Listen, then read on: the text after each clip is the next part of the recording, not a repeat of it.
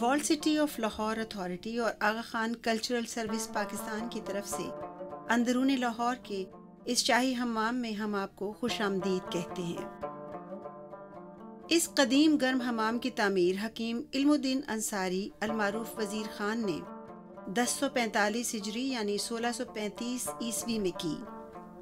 یہ دور مغل شہنشاہ شاہ جہان کے عہد کا ابتدائی دور تھا۔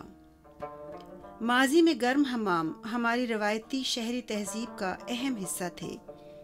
ایک وقت تھا کہ جب لاہور کے خاص و عام گرم حماموں کی سہولت سے خوب مستفید ہوتے۔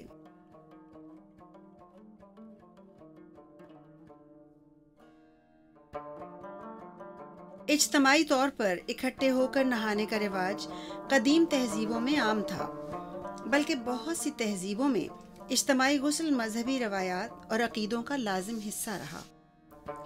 گرم حمام کئی تمدنوں میں پائے جاتے ہیں۔ قدیم یونانی اور رومن ثقافتوں میں گرم حمام بکثرت پائے جاتے تھے۔ چنانچہ قدیم ایتھنز اور روم جیسے شہروں میں آج بھی بڑے عالیشان حماموں کے آثار پائے جاتے ہیں۔ اسلام کی ابتدائی صدی میں بنو امیہ کے حکمرانوں نے شام اور اردن میں بہت سے محل اور حمام بنوائے۔ شہریوں کے استعمال کے لیے بنائے گئے گرم حمام قرون وسطیٰ کے ان گنت اسلامی شہروں میں آج بھی استعمال کیے جاتے ہیں۔ حماموں کے حوالے سے مختلف پیشے بھی رواج پذیر ہوئے۔ ان میں حمامی، مالشی، حجام، جراح، تونی، ماشکی وغیرہ ہوا کرتے تھے۔ مغلوں کے دور میں لاہور میں بہت سے حمام تھے، ماں سوائے کچھ حماموں کے آثاروں کے جو بادشاہی محلوں اور حویلیوں کا حصہ تھے۔ آج لاہور میں وزیر خان کا حمام ایک واحد گرم حمام رہ گیا ہے، اور وہ بھی ایک آثار قدیمہ کے طور پر۔ مغلیہ دور کے آخر میں لاہور شہر میں ایسی غارت گری ہوئی کہ شہر کی شکل ہی بدل گئی۔ 18ویں صدی میں اضطراب کے اس 70 سالہ دور میں وزیر خان کا حمام ویران ہو گیا۔ رنجیت سنگھ کے 40 سالہ عہد کے بعد جب انگریزوں نے 1849 میں لاہور پر قبضہ کیا تو انہیں اس حمام کی عمارت نہایت خستہ حالت میں ملی۔ انگریز حکومت نے حمام کے خستہ ترین حصوں کو گرا کر موقع کی صفائی کی اور اپنی پہلی عدالت اس حمام میں قائم کی۔ اس کے بعد کوئی 150 سال تک اس کو بطور سرکاری دفتروں کے، بچوں کے اسکول کے اور کارپوریشن کے دفاتر کے لیے استعمال کیا گیا۔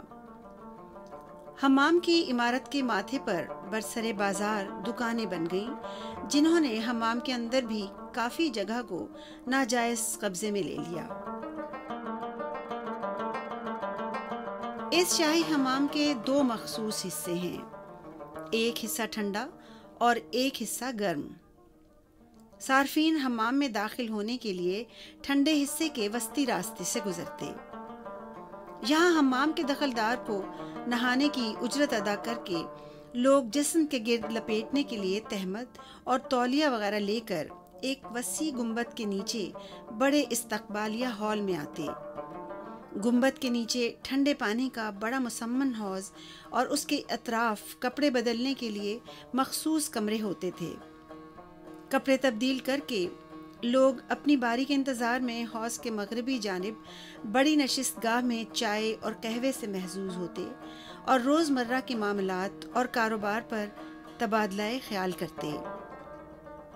اپنی باری آنے پر لوگ حوض کے مشرقی جانب کمروں کا رخ کرتے، جہاں جسم کی صفائی اور حفظان صحت کی مختلف خدمات، یعنی سر اور جسم کے بالوں کی صفائی اور تراش اور خون کی صفائی کے لیے جراح کی خدمات حاصل کرتے۔ حمام کے گرم حصے کو گرم خانہ کہا جاتا تھا۔ پہلے نیم گرم پانی سے غسل کیا جاتا، پھر گرم پانی سے۔ اس طرح سب سے آخر کے کمرے میں گرم پانی اور بھاپ کی شدت سے خوب پسینہ چھوٹتا اور جسم کے مسام کھل جاتے۔ نہانے کے ہر درجے میں حمامی کی خدمات حاصل ہوتی۔ حمامی جسم پر صابن لگا کر رگڑائی کرتے اور میل اتارتے۔ آخر میں جسم کی مالش گرم حمام کے اس حصے میں ہوتی جہاں ایک مخصوص چبوترے پر گاہک آ کر لیٹتے اور جسم کو اچھی طرح رگڑا جاتا۔ مرد حضرات اور خواتین کے لیے حمام کا استعمال علیحدہ ہوتا تھا اور ہفتے کے مختلف دن عورتوں کے لیے مخصوص ہوتے۔ حمام کا پانی کنووں سے چرخ کے ذریعے حاصل کیا جاتا۔ اس چرخ کو چلانے کے لیے بیل یا اونٹ استعمال کیے جاتے۔ ٹھنڈا پانی عمارت کی بیرونی دیواروں میں بنی ہوئی نالیوں کے ذریعے حمام کے مختلف حصوں تک پہنچایا جاتا۔ پانی کو گرم کرنے کے لیے ایک بڑے ٹینک کے نیچے بہت بڑے بھٹے دہکتے رہتے۔ اس ذخیرے سے گرم پانی کو دیواروں اور فرش میں بنے ہوئے راستوں کے ذریعے حمام کے مختلف حصوں میں پہنچایا جاتا۔ انہی بھٹوں کی حرارت سے حمام کی عمارت کو بھی گرم کیا جاتا تھا۔ حمام سے استعمال شدہ پانی کے نکاس کے لیے ایک بہت بڑی نالی تھی جو بہت سی چھوٹی نالیوں کے گندے پانی کو جمع کر کے اس کو عمارت سے خارج کرتی اور اسے شہر کے بڑے نالے میں ڈال دیتی۔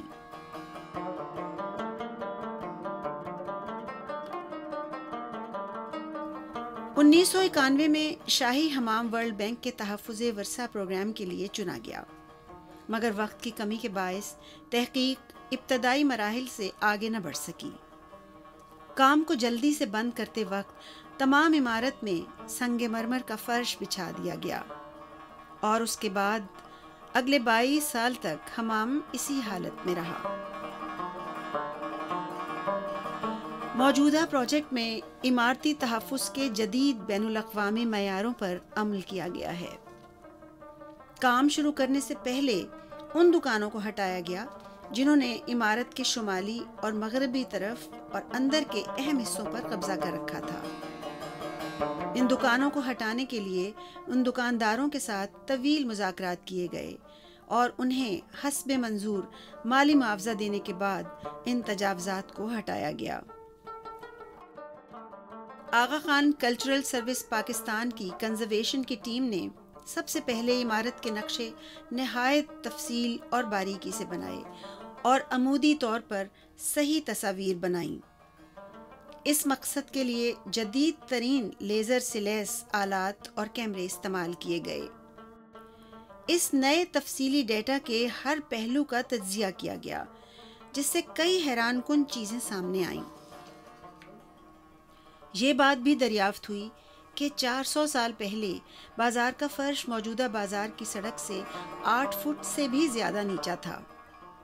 عمارت کے زمین کے نیچے دبے ہوئے حصوں تک رسائی کے لیے بازار اور حمام کے درمیان گہری خندقیں اور ریٹیننگ والز بنائی گئیں۔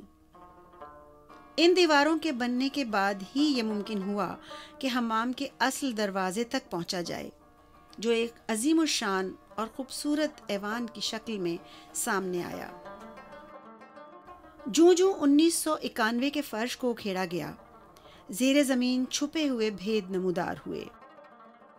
ایک اہم دریافت زیر زمین حمام کو گرم کرنے کے نظام کی تھی، جس کو لاطینی زبان میں ہائپوکاسٹ کہتے ہیں۔ یہ نظام فرش کے نیچے سرنگوں کے ایک وسیع جال کی شکل میں پایا گیا۔ ان سرنگوں میں حمام کے بھٹوں کی آگ گزر کر فرش کو خوب گرم کر دیتی۔ آگ کا دھواں کچھ کمروں کے کونوں میں بنی ہوئی چمنیوں کے ذریعے چھتوں سے باہر نکل جاتا۔ ہماری ٹیم نے یہ بھی معلوم کیا کہ حمام کی تاریخ کے کسی لمحے عمارت، فرش اور دیواروں میں لگے ہوئے تمام قیمتی پتھر اور فواروں کو لوٹ لیا گیا، اور یہ بھی کہ حمام کی عمارت 20ویں صدی کے شروع میں ایک زبردست سیلاب کی زد میں آئی۔ تحفظ و بحالی کے اس عمل سے عمارت کے بنیادی ڈھانچے کو مستحکم کیا گیا ہے اور اس کو آنے والی آفتوں سے بچانے کے لیے مضبوط کیا گیا۔ اس کے چھپے ہوئے اور اندرونی نظام کو سامنے لایا گیا تاکہ لوگ یہ سمجھ سکیں کہ حمام کی اصلیت اور اس کے استعمال کا طریقہ کیا تھا۔ عمارت کے صرف کچھ ضروری حصوں کو پوری طرح اپنی اصل شکل میں بحال کیا گیا ہے۔ اس عمارت میں نقاشی کا بیش بہا کام خاص اہمیت رکھتا ہے۔ انگریزوں کے وقت سے ان گنت سفیدیوں کی تہوں نے ان دیواروں پر بنے ہوئے جن نایاب نقش و نگار کو چھپا رکھا تھا وہ 1991 کے پروجیکٹ میں پہلی دفعہ عیاں ہوئے۔ یہ بات واضح ہے کہ شاہی حمام کی 400 سالہ زندگی میں دیواروں پر کی گئی نقاشی کو بظاہر کئی دفعہ غیر معیاری طریقوں سے نیا کرنے کی کوششوں کے باوجود حمام کی دیواروں پر وسیع اور اعلیٰ فنی معیار کے نقاشی کا کام حمام کی اہمیت اور خوبصورتی کو دوبالا کرتا ہے۔ تاہم اصل شاہ جہان کے وقت کے کام کا حسن و نزاکت شاذ و نادر ہی ملتا ہے، جیسے کہ اس مثال میں۔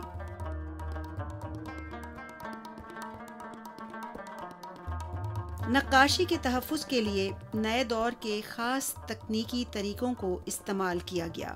پہلے تمام نقاشی کو اچھی طرح صاف کیا گیا اور نمک و شور اور دیگر آلودگیوں سے دور کیا گیا۔ نقاشی کی زیر سطح قلعی اور چونے کی تہوں کو جدید کیمیا کی مدد سے مستحکم بنایا گیا۔ پھر موقع کی مناسبت سے نقاشی کے مسخ شدہ اور ٹوٹے ہوئے حصوں کو آپس میں ضم اور یکجاں کیا گیا۔ ان کاوشوں نے پاکستان میں تاریخی نقاشی کے تحفظ کے ایک نئے فنی پیشے کو جنم دیا۔ تحفظ یا کنزرویشن کے عمل کا مطلب یہ نہیں کہ ورثے میں ملی ہوئی تاریخی اہمیت کی یادگاروں کو مرمت کر کے بالکل ویسے ہی نیا بنا دیا جائے کہ جیسے وہ ابتدا میں تھیں، کیونکہ ابتدا کی حقیقتوں تک بغیر ٹھوس ثبوت کے پہنچنا ناممکن ہے۔ ایسی کوشش میں رہی سہی سچائیوں کے بھی کھو جانے کا خطرہ ہے۔ وقت اور تاریخ کے گزرنے کے اثرات کو کسی فلم کی طرح واپس نہیں گھمایا جا سکتا۔ جب ہمیں کوئی چیز ورثے میں ملتی ہے تو ہم اس کی باقی ماندہ خاصیتوں کو دیکھ کر اس کی تمام تر تاریخ پر سوچنے پر مجبور ہو جاتے ہیں۔ ہمیں تاریخ اور اس کی گہرائیوں کے بارے میں علم و احساس ان تاریخی منزلوں سے حاصل ہوتا ہے کہ جن سے ہماری وراثت گزری ہے۔